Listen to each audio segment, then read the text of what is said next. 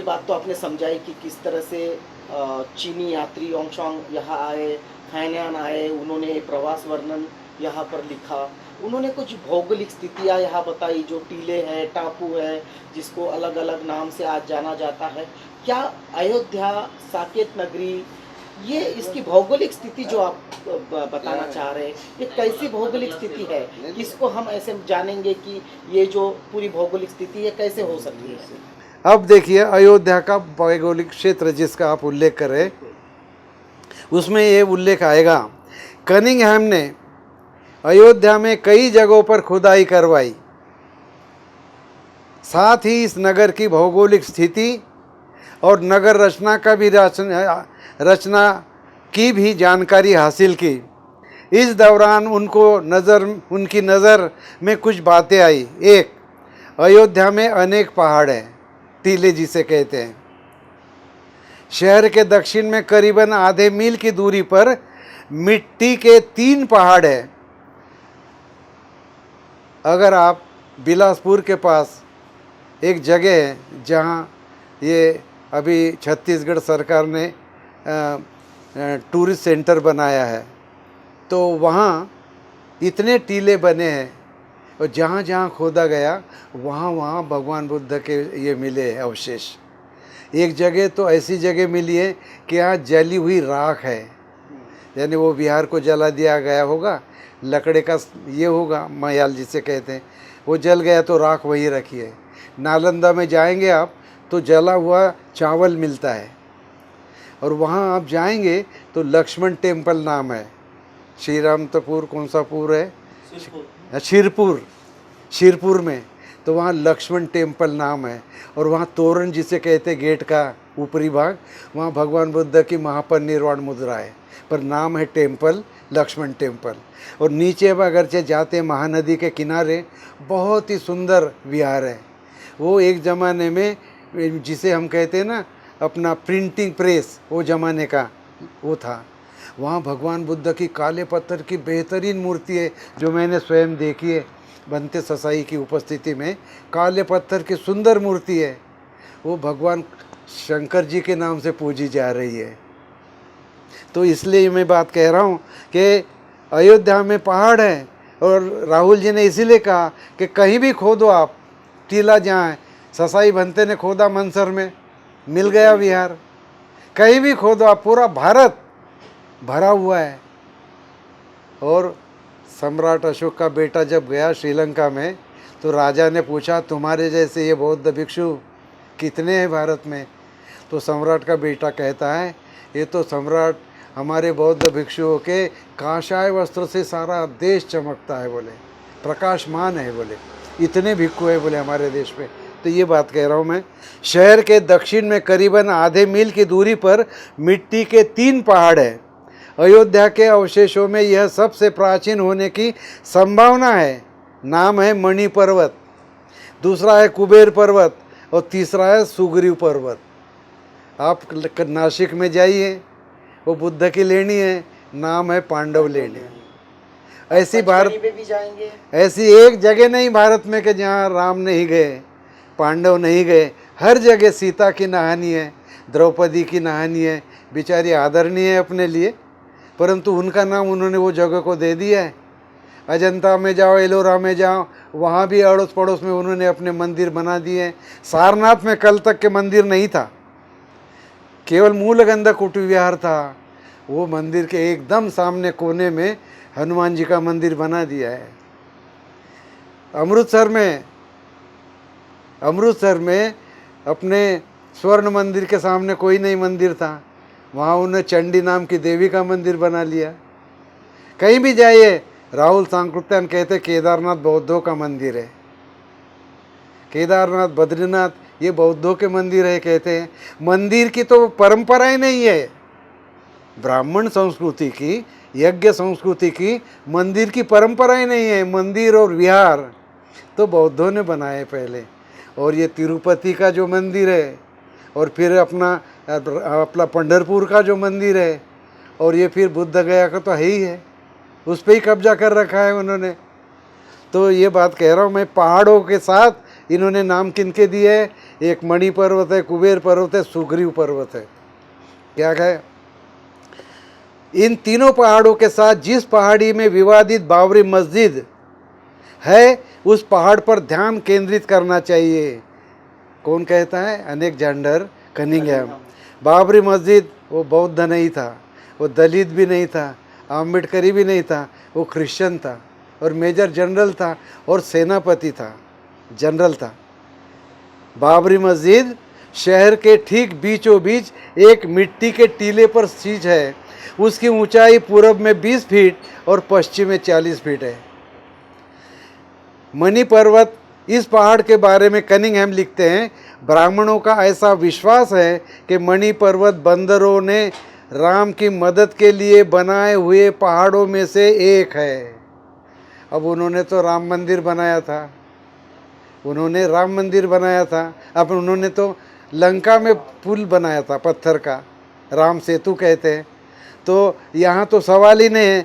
किष्किंधा नरेश सुग्रीव के हाथों गलती से गिरकर यहीं पर रह गया। है? आम लोगों की माने तो रामकोट को बनाने के समय शाम को वापस लौटने वाले मजदूर यहाँ अपनी सामग्री यानी टोकनियाँ झटक कर साफ करते थे। इस वजह से यहाँ का यह पहाड़ तैयार हुआ, यानी कल्पना से बाहर की बात। इसलिए इसे झोवाझार या ओराझार इस नाम से भी जाना जाता है। सुग्रीव की मदद राम को दक्षिण में हुई थी, उत्तर की अयोध्या में नहीं। इसलिए इस कथा का कोई तर्क नहीं बनता। इस पहाड़ के दक्षिण में एक बड़ा पहाड़ है। यह मात्र 8 से 10 फीट की ऊंचाई पर है, मगर गोलाकार है। मणि पर्वत, कुबेर पर्वत, इन दोनों पर्वतों के बीच एक मुस्लिम परिसर है जो 65 फीट लंबा और 47 फीट चौड़ा है। इस विभाग में 2 ईंटों के मकबरे हैं। इन मकबरों के बारे में कहा जाता है कि यह शीश और अयूब पैगंबर के हैं। हिंदुओं के जैसे ही मुस्लिम भी पुराण कथाओं को चर्चा करते हैं। शीश पैगंबर और अयूब पैगंबर के मकबरों के बारे में बताए जाने वाली कहानियाँ इन बातों का प्रतीक है। इन मकबरों की जगह समय के साथ बढ़ती गई। आईने अकबरी में अबुल फजल ने लिखा है कि इस नगर में 2 स्मारक है, एक 7 हाथ लंबा और दूसरा 6 हाथ लंबा। यह जनता इसे पैगंबर सेठ और जाप का मकबरा मानती है। दूसरी तरफ कनिंघम 1863 में इस मकबरों की लंबाई 17 और 12 फीट बताई है। कनिंघम का यह भी मानना है कि यह मकबरे शीश और अयूब पैगंबर के न होकर तुर्की आक्रमण के वक्त मारे गए सिपाहियों की कब्रें हैं। इस्लामी परंपरा के अनुसार उस वक्त मृत सैनिकों को रास्ते के ही किनारे दफन किया जाता था। चलो इस बात को मान लेते हैं कि ये सम्राट अशोक ने बनाया है, पर इस बात को कैसे मानेंगे कि स्वयं तथागत के जो नाखून है, उनकी अस्थियां है, उनके केश है, जिन्हें हम बाल कहते हैं, उस पर ये पूरा का पूरा ढांचा है, वो पूरा का पूरा स्तूप जो है, चैत्य है, उस पर बनाया गया है। सम्राट अशोक ने वहीं से प्रेरणा ली कि वहाँ तथागत के नाखून है, केश है। इसको कैसे डिस्क्राइब करेंगे, लोग कैसे मानेंगे इस चीज़ को? कनिंघम लिखते हैं, यूएन संघ अपने विस्तृत वर्णन में बुद्ध के पवित्र दंतवन दतों के पेट और 4 टीलों पर चर्चा करते हुए लिखता है, ये जगह किसी और स्थान पर नहीं, इसी स्थान पर है जहाँ पैगंबर सेठ और जाप के मकबरे हैं। ये विभाग मणि पर्वत के दक्षिण किनारों को स्पर्श करते हैं। ये दोनों मकबरे पूर्ववर्ती 4 बुद्धों के आसनों के अवशेष ही है। इसी जगह तथागत बुद्ध के दंतवन दतौन का पवित्र पेड़ भी था। और इस पर 4 बुद्ध के निशान नहीं देखे तो कहते हैं कि यूएन संघ ने तो भगवान बुद्ध के कदमों के निशान देखे, पर मैं नहीं देख पाया। कहते हैं यूएन संघ describes the rights of the toothbrush tree and of the where 4 previous Buddhas used to sit and to take exercise as being close to the great stupa. This place I will identify with the courtyard containing the Tom and Seth and Job, which touches the south side of the Mani Parvat. These two tombs I take to be seen of their daily walk, although I was unable to trace their footprints, which were seen by the Chinese pilgrims. Tathagata के बुद्ध के जो कदम के निशान थे वो तो Pilgrim देख पाया ह्यूएन सेंग, लेकिन मैं नहीं देख पाया। और आगे देखिए उन्होंने कौन सा, आप जो कह रहे कि क्या संबंध है अशोक का। कनिंघहैम के अनुसार सम्राट अशोक ने विशाल स्तूप का निर्माण यहाँ करवाया था। कनिंघहैम कहते हैं कि स्तूप 200 फीट ऊंचा और साकेत नगरी में निवास के समय तथागत बुद्ध ने जिस जगह धर्मोपदेश किया उसी जगह पर बनाया गया था और वही जगह मणि पर्वत थी। इसकी ऊंचाई अब मात्र 65 फीट रह गई है, घिसते घिसते टूटते टूटते। उसकी बनावट से उस स्तूप की ऊंचाई इतनी होने की संभावना है। कनिंघहैम का कहना है कि यह गलत है, ऐसा मानने के लिए मेरे पास कोई तर्क नहीं है। यह स्तूप आधा मिट्टी का और आधा पक्का होने से यह प्राचीन होने का दावा किया जा सकता है। यह ईस्वी पूर्व 5वें शतक पूर्व का होने की संभावना है। This monument I would identify with the Mani Parvat,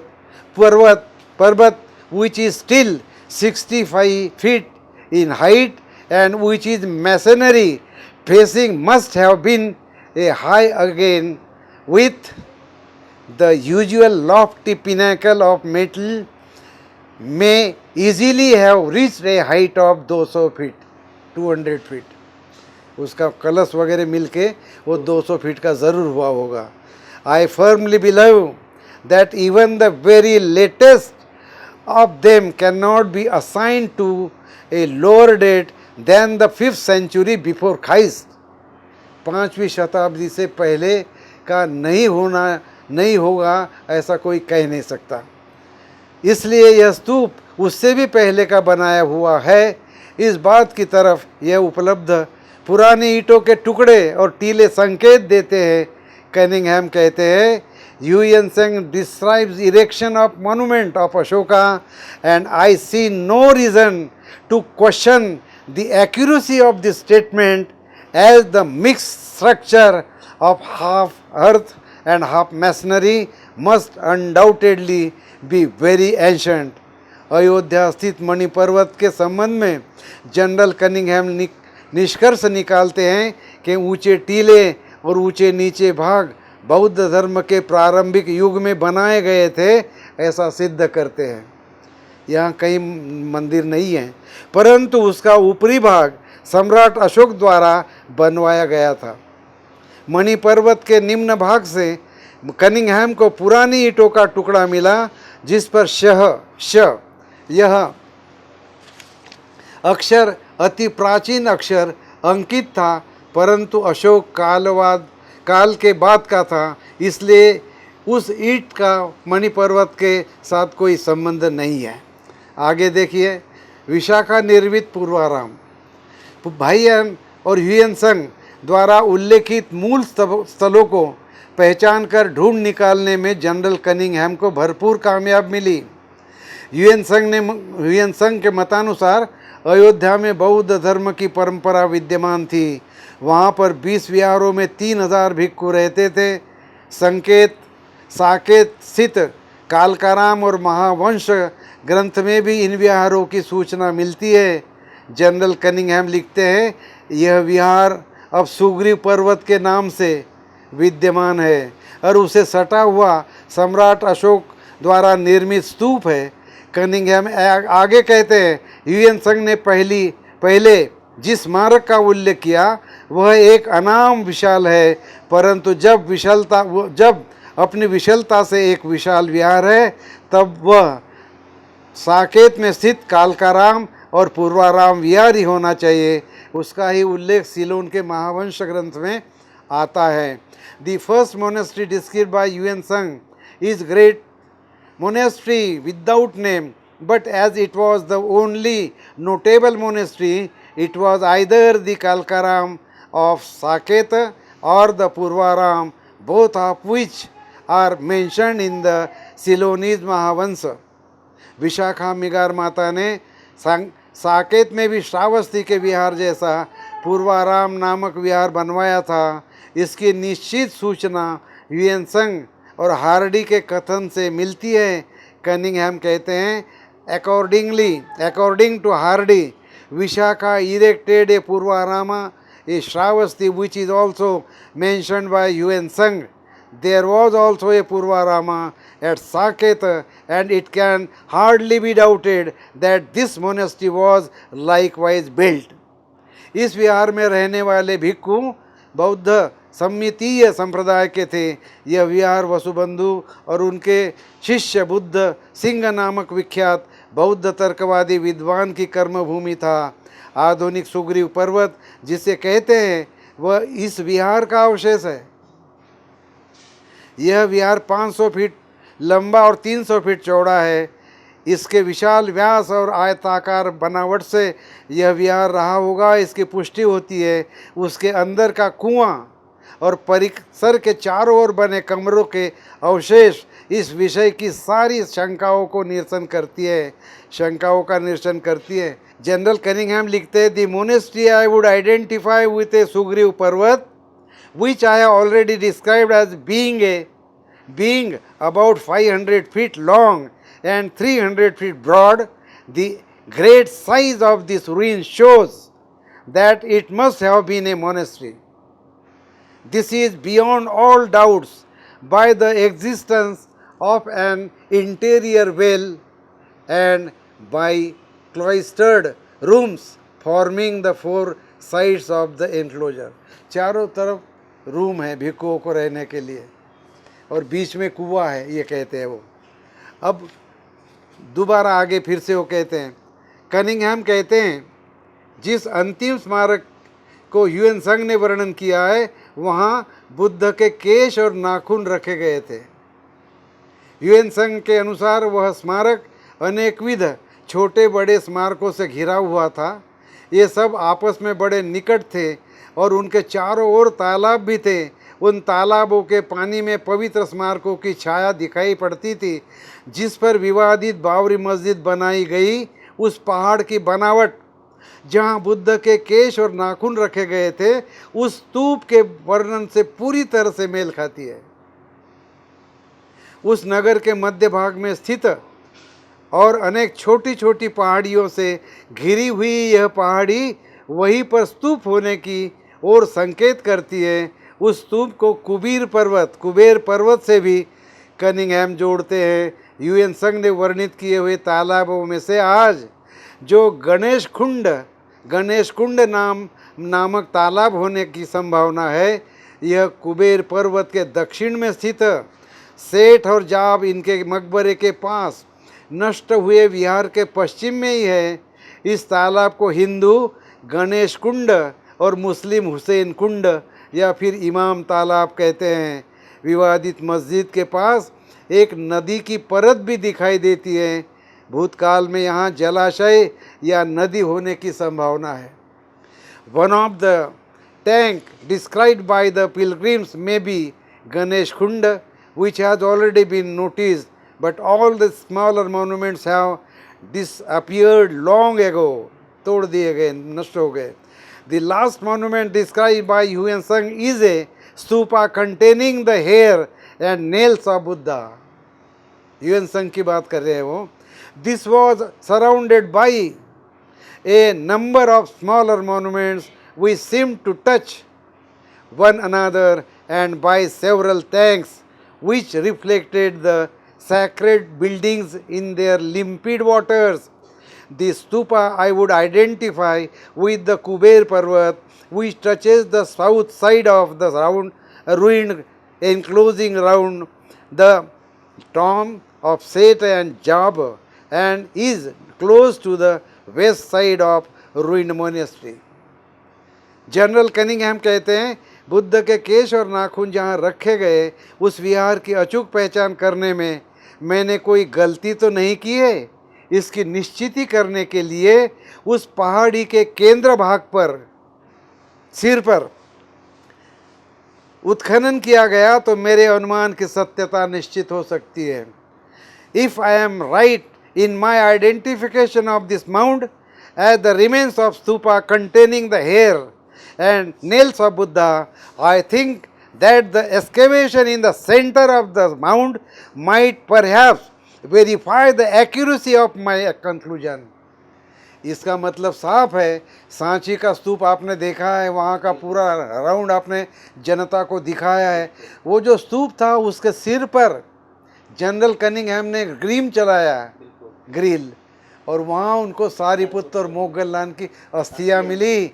इनका ये दावा है कि जहाँ आपने मस्जिद को तोड़ा है वो टॉम को, वो जो माउंड है उसके बीचों बीच आपने अगरचे ग्रिल किया तो नीचे से भगवान बुद्ध के बाल के नाखून की अस्थियाँ मिल सकती है।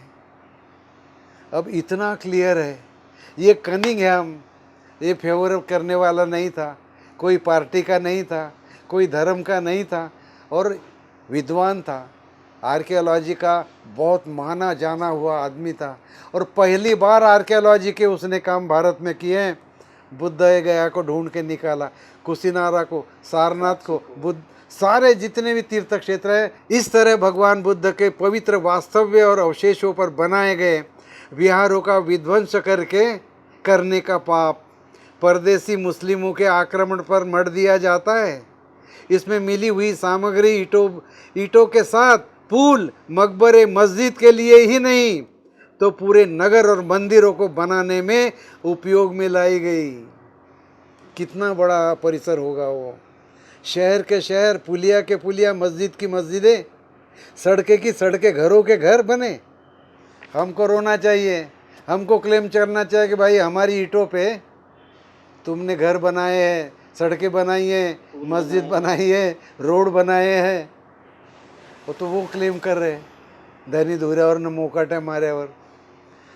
वर्तमान अयोध्या नगर पुराने अवशेषों के स्थान पर उत्तर पूर्व में 2 मील लंबे, आधे से ज़्यादा मील चौड़े और चौड़े भाग में विस्तारित है। आधे भाग में घरों का भाग है और आधा भाग विध्वंसित है। उद्ध्वस्त किए गए अवशेषों में स्तूप और पहाड़ नहीं है, टूटे हुए पुतले और कलाकृति के अलंकृत खंभे हैं। यहाँ से बड़ी मात्रा में ईंटें और बाकी चीज़ें निकालकर फैज़ाबाद शहर में घर बनाए गए। फैज़ाबाद शहर में मुस्लिम समुदाय बड़ी मात्रा में है। यह शहर अयोध्या के बौद्ध अवशेषों पर ही तैयार किए गए हैं, ऐसा कनिंघम कहते हैं, हम नहीं कहते।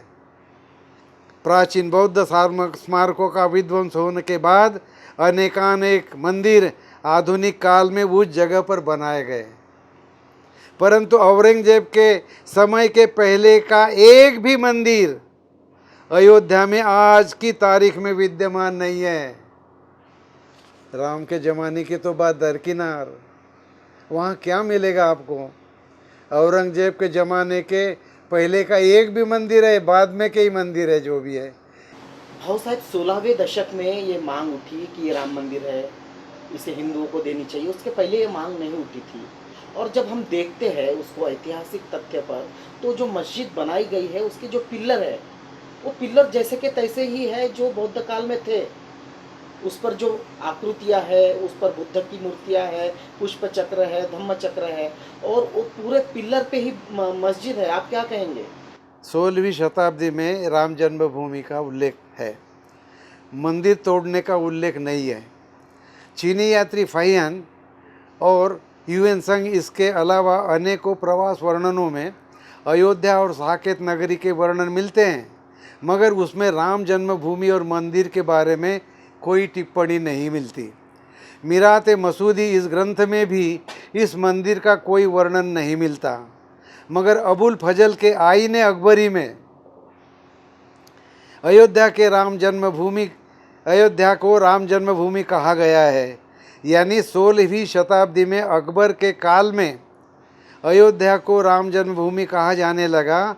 इन सभी ग्रंथों में आश्चर्यकारक रूप से समानता दिखाई देती है, वह यह कि इसमें से किसी भी ग्रंथ में यह कहीं नहीं लिखा कि अयोध्या में राम मंदिर था और उसे तोड़कर बाबर ने मस्जिद बनाई।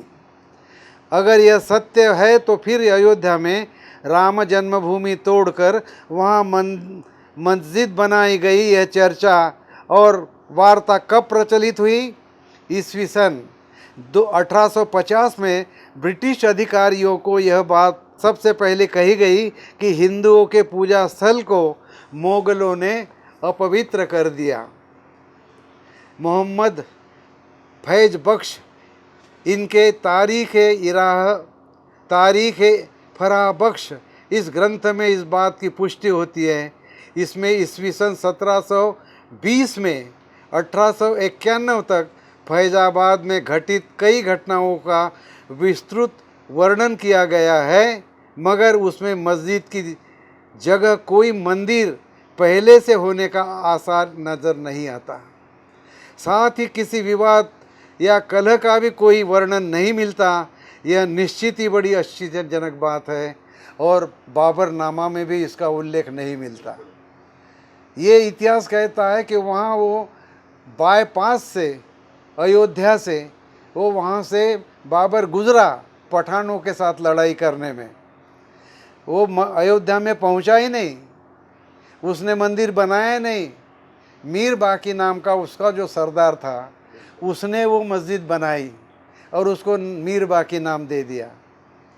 जिस तरह से कोई आदमी अपने द्वारा, जैसे बिरला मंदिर, वो तो है भगवान कृष्ण का, पर नाम हो गया बिरला का। हमारे सम्राट अशोक का नाम क्यों नहीं लेते आप? कि जिसने कहा मैं सोता रहूं, मैं जागता रहूं, घोड़े पे बैठा रहूं, खाना खाता रहूं, बगीचे में रहूं, मैं बेडरूम में रहूं, लोगों के दुखों की बात मुझे कहना, ज़रूर कहना। लोगों के दुख दूर करने में मुझे जो आनंद आता है वो किसी बात में नहीं आता। प्रजा मेरे पुत्र है और हमारे हज़ारों लोग सड़क पे मर रहे हैं, पाँव फट गए हैं, चप्पलें फट गई है, बूढ़े दम तोड़ रहे हैं, बच्चे दम तोड़ रहे हैं, प्रेग्नेंट महिलाएं अपने बच्चों को जन्म दे रही है। हमारे मुंह से एक शब्द उनके संवेदना का नहीं निकला है, शोक व्यक्त नहीं किया। हम चिंता कर रहे हैं हवाई जहाज़ से बाहर के लोगों को लाने वाले की। हम भी भरते तो हो जाते बदनाम, वो कत्ल भी करते तो चर्चा नहीं होता। लेकिन सुप्रीम कोर्ट के आदेश आने के बाद, मंदिर का ट्रस्ट बनने के बाद, वहाँ काम शुरू होने के बाद, इस बात में कितना तथ्य है कि ये मांग कितनी जायज़ है? क्या हो सकता है आगे कुछ ऐसा कि आज तक के भारत के किसी भी इतिहास में किसी सिक्के के द्वारा, किसी शिलालेख के द्वारा, लिटरेचर के द्वारा रामायण को छोड़ के श्री रामचंद्र प्रभु और भगवान श्री कृष्ण ये ऐतिहासिक पुरुष सिद्ध नहीं हुए हैं।